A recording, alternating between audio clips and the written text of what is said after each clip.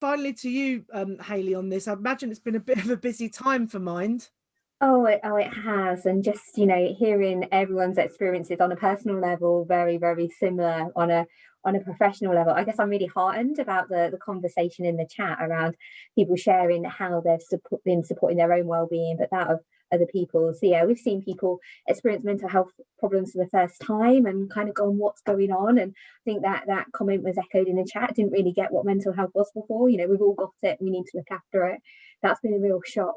People with existing mental health problems have told us that they've got worse through the pandemic, and not being able to sort of access face-to-face services, not being able to go to their usual sort of coping strategies. Quite open about my own mental health, and actually going down the Molyneux and screaming my lungs out is actually great. My therapist actually says she's always happy when she knows I'm going to the football. So I've seen that firsthand.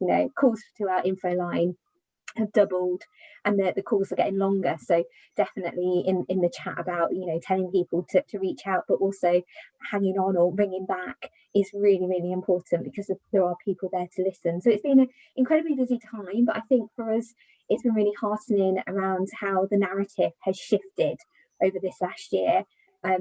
People have been wanting well-being sessions. Training has sort of gone through the roof. Every organisation, it's kind of got higher on the agenda.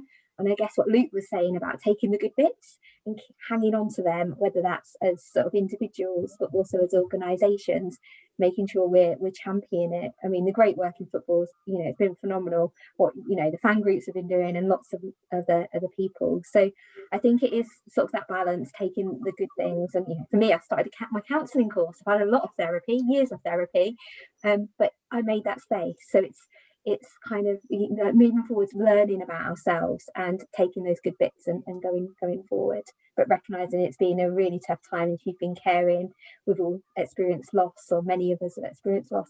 That's really tough, and just taking the time to process some of that.